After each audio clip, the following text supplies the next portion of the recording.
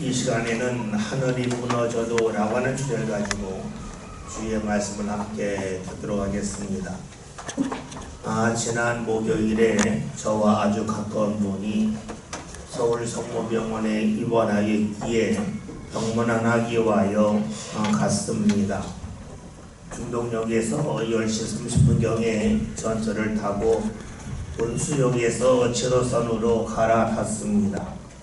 그런데 감사하게도 온수역에 갔더니 온수역에서 출발하는 그런 전철이 있어서 편히 앉아서 갈 수 있었습니다. 온수역에서 전철을 탔더니 전철의 모든 자리가 텅 비어 있었습니다. 제가 원하는 자리에 앉을 수 있었습니다. 제가 어느 자리에 앉았을까요? 여러분 다 아실 겁니다.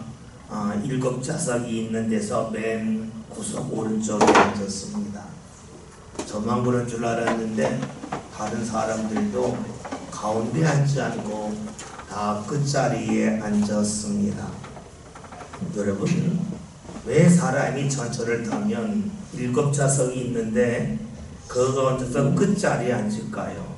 가운데 자리에 앉지 않고 끝자리에 앉는 이유가 무엇일까요? 이에 대하여 건축가인 유현진 교수가 이런 이야기를 했습니다. 사람들이 끝자리에 앉은 이유는 끝자리에 앉으면 옆 사람이 한 명뿐이라는 겁니다. 다시 말하면 옆 사람이 한 명이라고 하는 것은 내 몸에서 한 부분은 다른 사람과 공통된 공간이 있지만 한쪽은 나만의 공간이 있다는 겁니다. 사람은 살아가면서 누구나 자기만의 공간을 원합니다.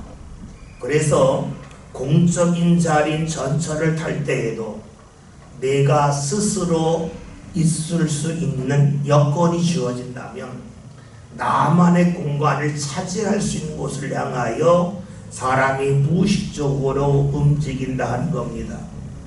마치 동물들이 살아가면서 자기 영역을 보호하고 그 영역을 지키려 하는 것처럼 사람도 살아가면서 자그마한 공간이라 할지라도 나의 개인적인 공간, 사적인 공간을 만들고 지키려 한다 하는 겁니다. 그런데 여러분, 사람이 원하는 공간은 눈에 보이는 그런 데만 있는 것은 아니지요. 눈에 보이지 않는 곳에서도 나만의 공간, 나만의 영역을 만들고자 합니다. 어렸을 때와는 달리 자녀들이 성장하면 부모에게 하는 말이 줄어듭니다. 어렸을 때는 말이 많았는데 성장하면 어느 순간부터 말이 줍니다. 그래서 부모가 묻죠. 너 무슨 일 있었냐? 라고 물으면 자녀가 다 말할 때도 있지만 몰라도 돼요 라고 이야기하면서 답하지 않을 때가 있습니다. 이때 많은 부모들은 서운한 마음이 듭니다. 왜 그럴까 하는 거죠. 그런데 그 이유는 간단합니다. 자녀들도 성장하면 자기만의 외적인 눈에 보이는 공간만이 아니라 내적인 공간, 아무런 침범할 수 없는 그런 공간을 만들고자 하기 때문입니다.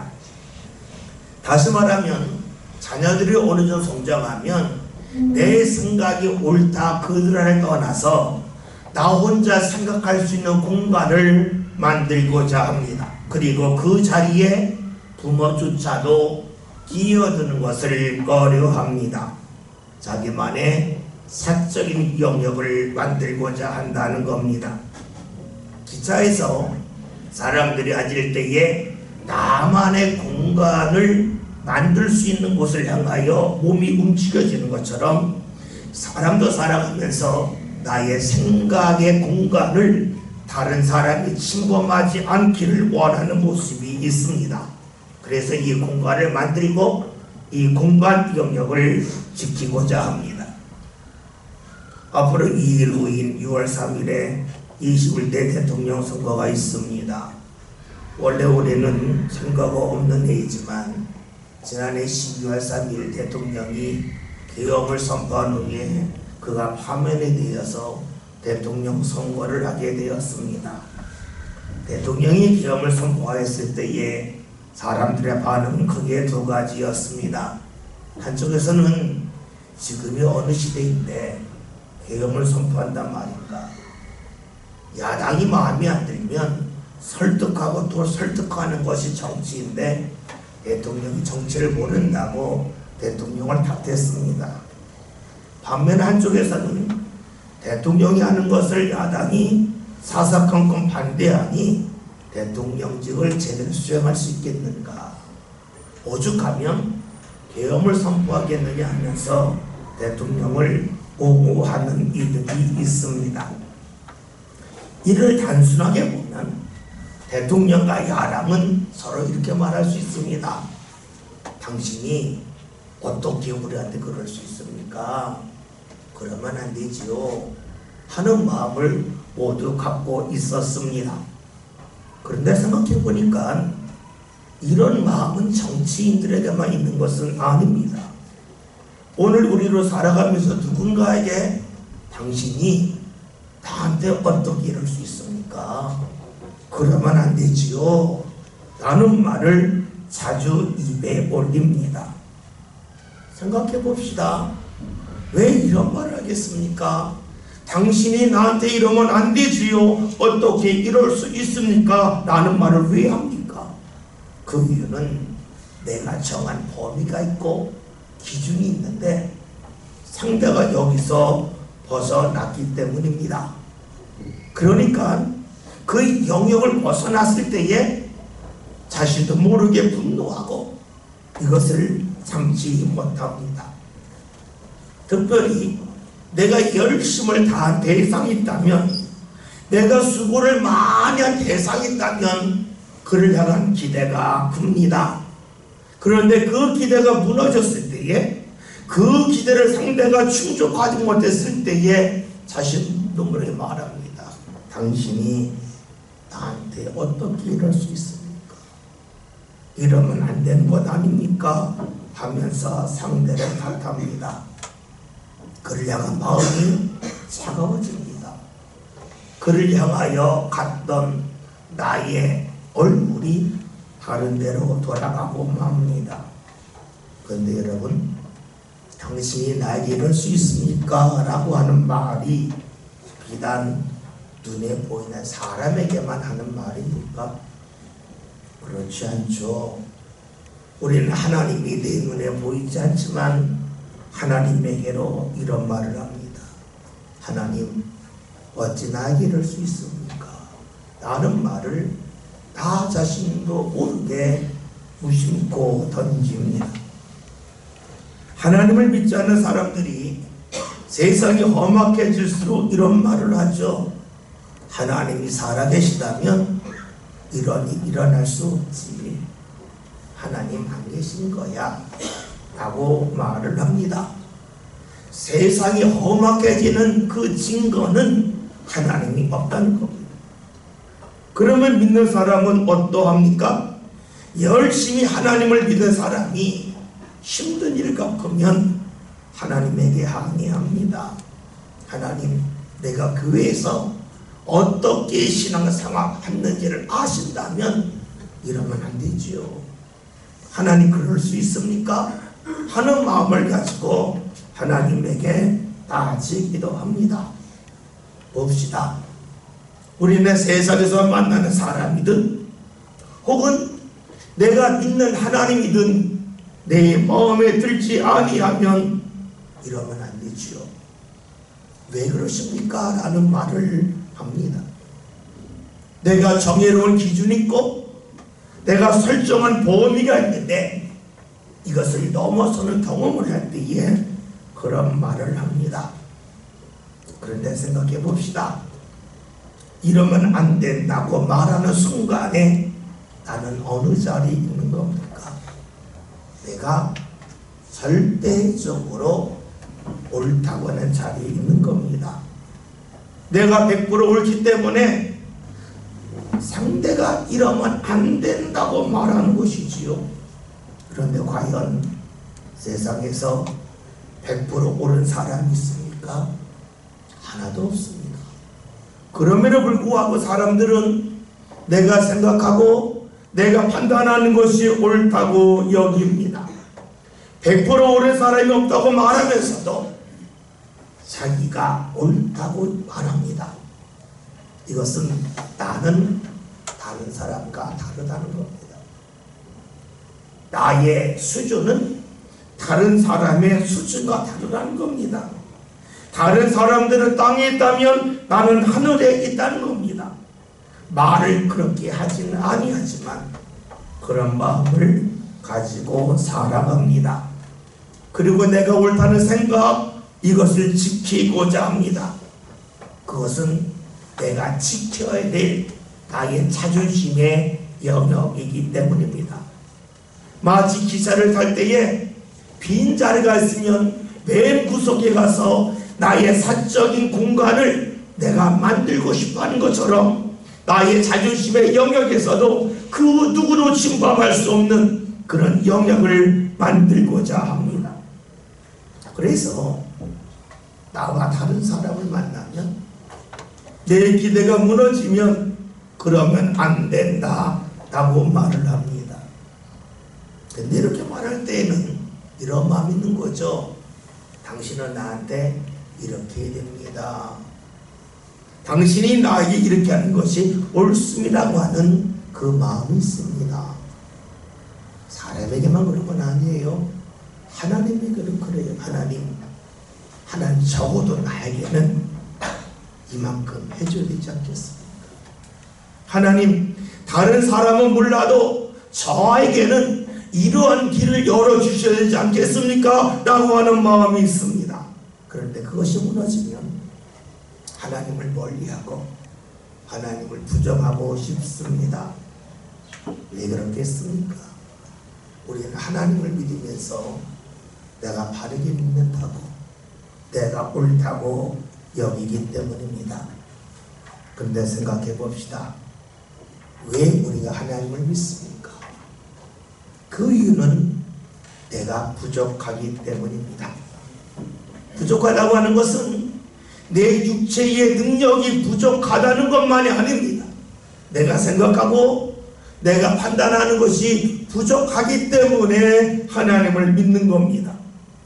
그런데 많은 이들이 하나님을 믿으면서 나의 육체의 부족함은 인정하지만 나의 생각과 나의 판단은 부족하지 않고 옳다고 여깁니다.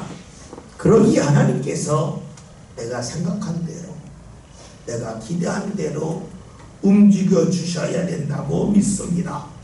그렇지 않으면 하나님을 들렸다고, 그리고 하나님이 나에게 이럴 수 있냐고 반문하기도 합니다.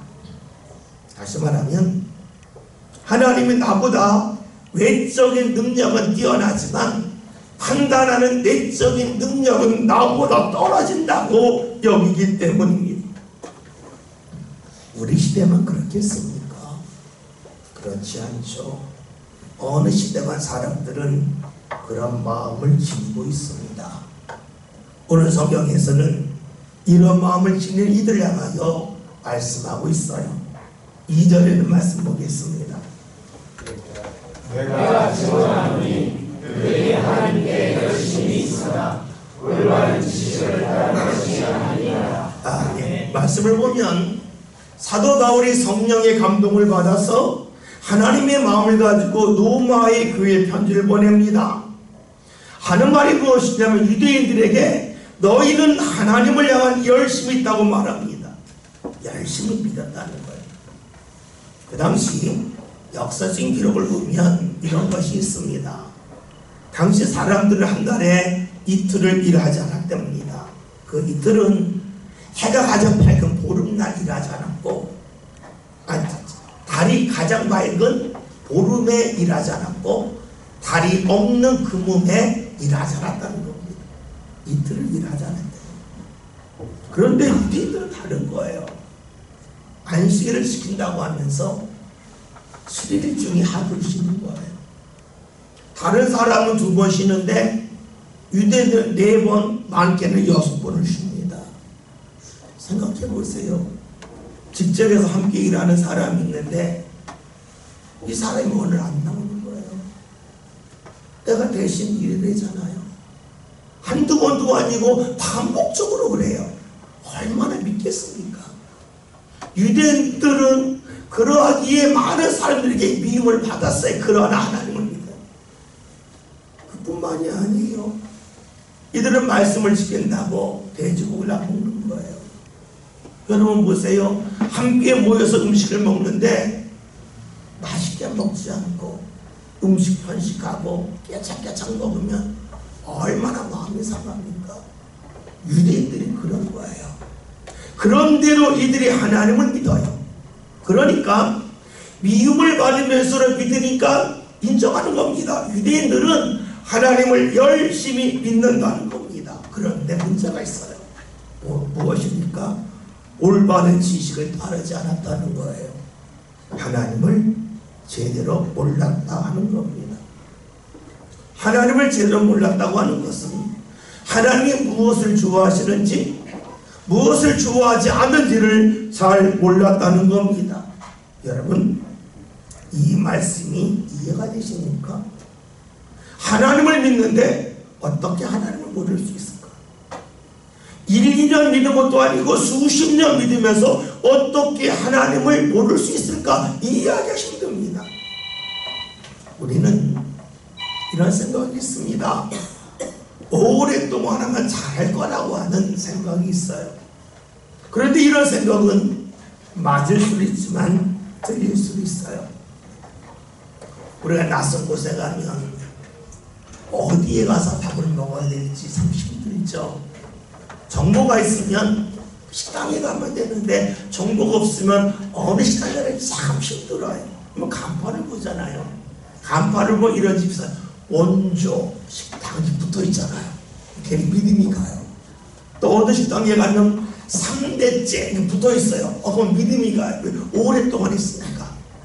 그럼 여러분 진짜 가보면 원조 식당이고 3대가 되기 때문에 정말로 맛있는 식당이 있는가 하면 전혀 그렇지 않은 식당이 있을 수 있어요. 경험하셨을 거예요. 무엇을 말합니까? 우리는 오랫동안 있다고 하면 이 요리 하나하기 위하여 수많은 방법을 가지고 요리하는 가운데 가장 좋고 가장 적절한 요리법을 만들어서 내놓는다고 생각해요. 그런 식당이 있어요.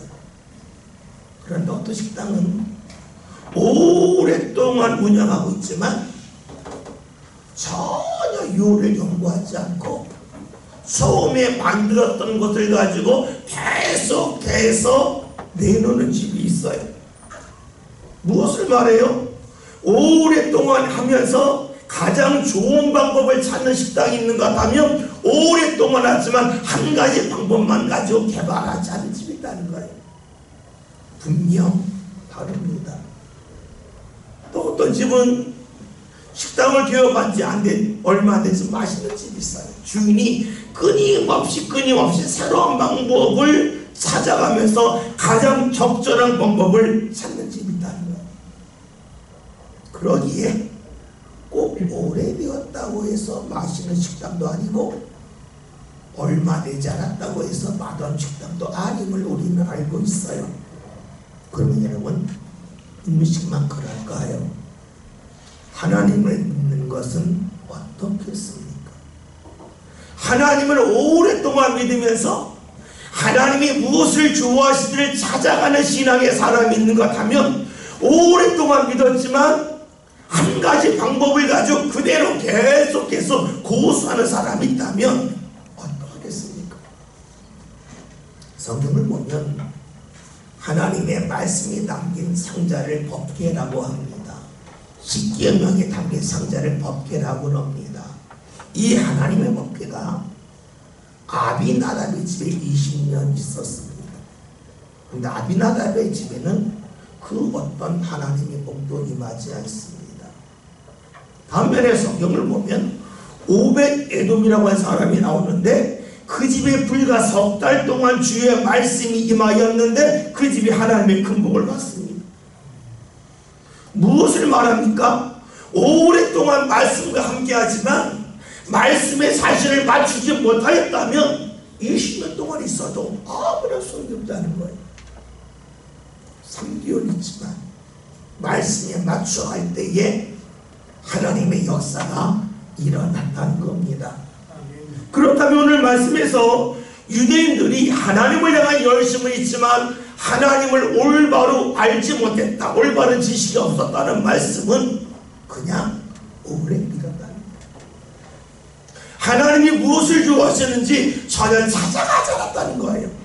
식당으로 말하면 오랫동안 영업하면서 새로운 조리 방법을 연구하지 아니하고 처음에 만들었던 대로 계속해서 요리해서 내놓았다는 겁니다. 이스라엘 사람들이 이를 모릅니다. 그래서 이에 대하여 구체적으로 설명을 해줘요.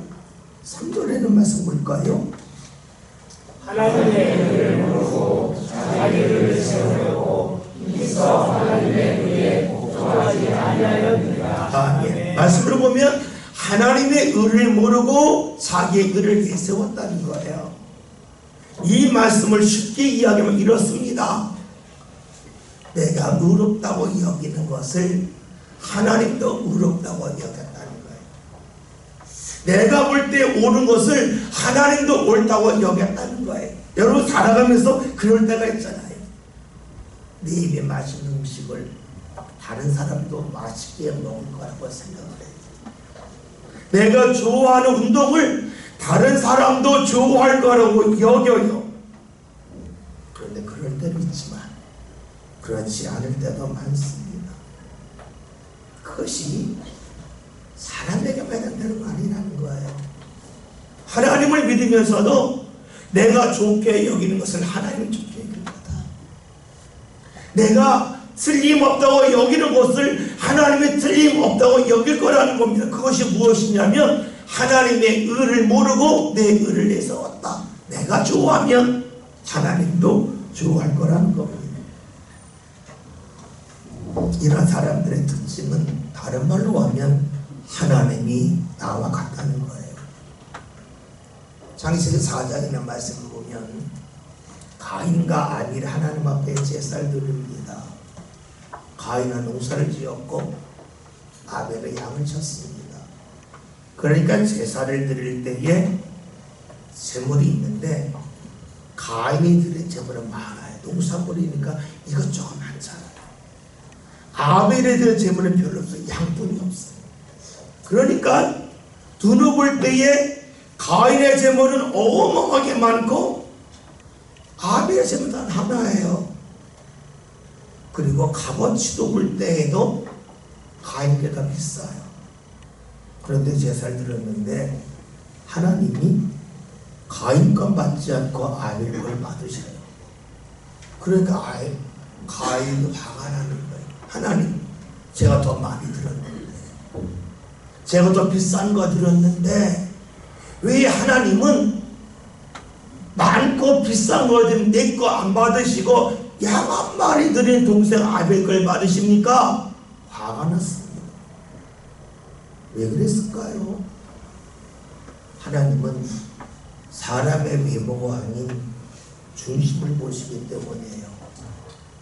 양이 아니라 하나님을 향한 마음이 어떤 것을 보시고 그 사람을 바르신다는 거예요. 가인은 하나님 앞에 많은 양을 드렸어요. 왼쪽으로 풍부했어요. 밑점으로는 안 그랬어요. 그러니까 하나님이 받지 않을 때에 하나님, 제가 무언가 부족하게 안 받으셨는데 무엇이 부족한지 알려주세요 라고 하면서 나를 바꾸려고 하잖아요. 하나님이 왜 내 거 안 받지? 하나님이 잘못됐어 하는 마음 갖고 하나님 앞에 분노했습니다. 하나님이 실수했다 하는 겁니다. 무엇을 말합니까? 가인은 내게 좋은 것이 하나님에게로 좋다고 여겼습니다. 그런데 이런 모습이 우리 시대는 없겠습니까? 우리 시대로 역시 똑같이 반복된다는 겁니다. 우리 힘들 때 기도를 합니다. 왜 기도합니까? 무언가 변화가 일어나기 원하기 때문에. 그런데 우리가 생각하는 변화는 무엇입니까? 내가 마주하는 대상이, 나의 상황이 달라지기를 원한다 하는 겁니다. 그런데 하나님은 그렇지 않죠.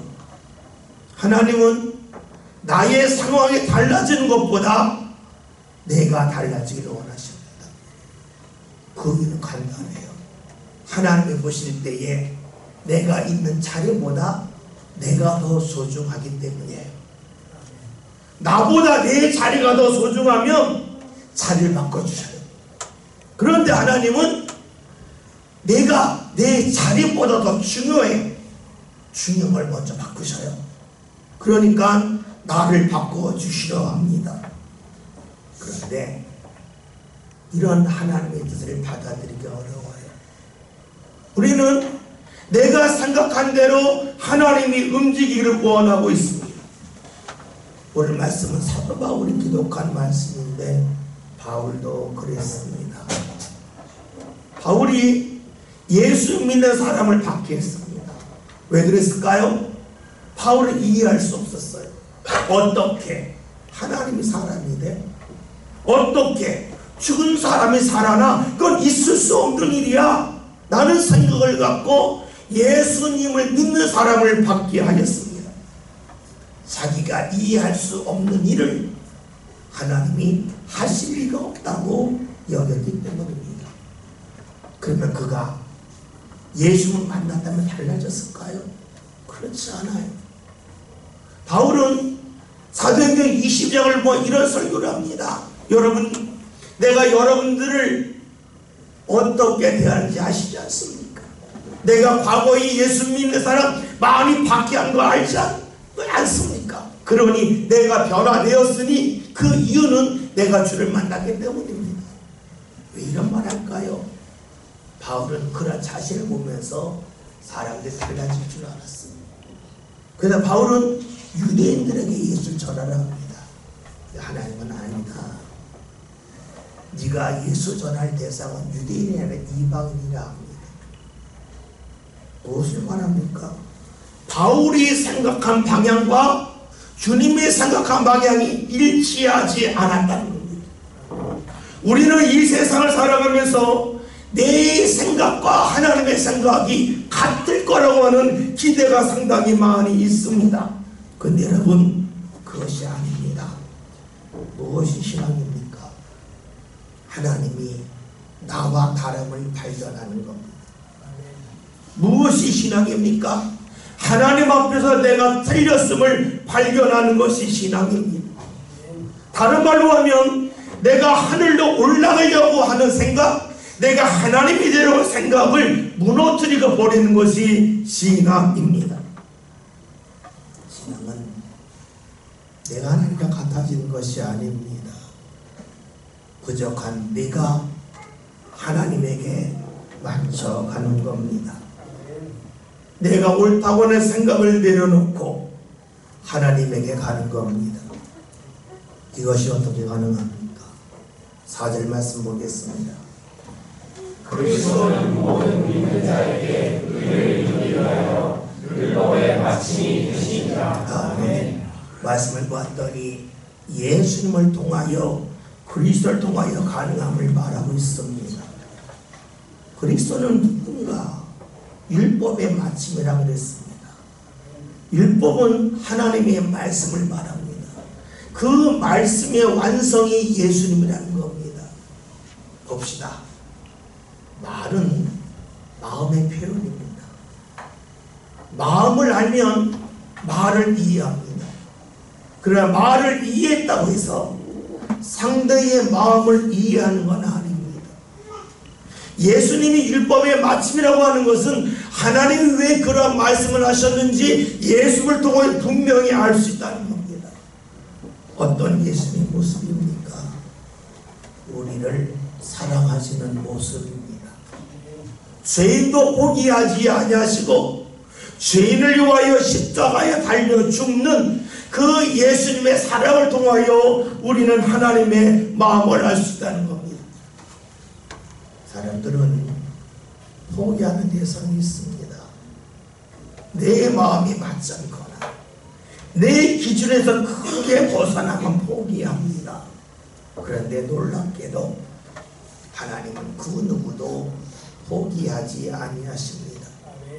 그 어떤 사람도 주께서 버리지 않고 붙잡으십니다. 그것이 바로 예수님의 십자가를 통하여 드러났습니다. 우리가 하나님에게 가는 길이 어딨습니까? 예수님을 통하여 간다는 겁니다.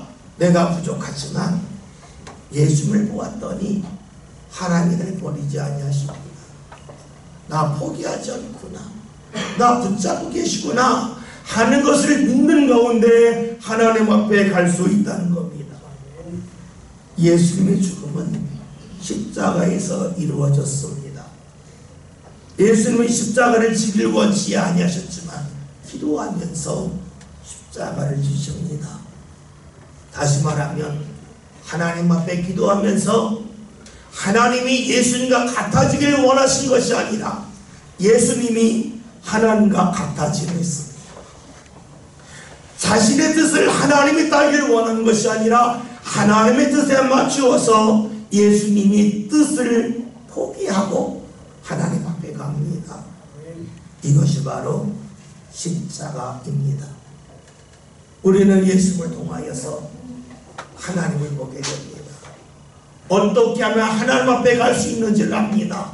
그것은 기도에서 상황이 달라지는 것이 아닙니다. 내가 달라지는 겁니다. 그러면서 하나님이 결코 나를 포기하지 아니하신다는 믿음 가운데 있는 겁니다. 죄인이라 할지라도 포기하지 아니하신 하나님, 내가 아무리 부족하다 할지라도 나를 외면하지 않는 하나님, 사람들이 볼 때 이 사람은 더 이상 가능성이 없다고 포기한다 할지라도 나를 끝까지 사랑하시는 하나님을 보는 겁니다. 이것이 신앙입니다. 우리는 예수님을 믿습니다. 그래, 한 가지 문제가 있어요. 예수님이 눈에 보이지 않는 거예요. 보인다면 믿겠는데 보이지 않습니다.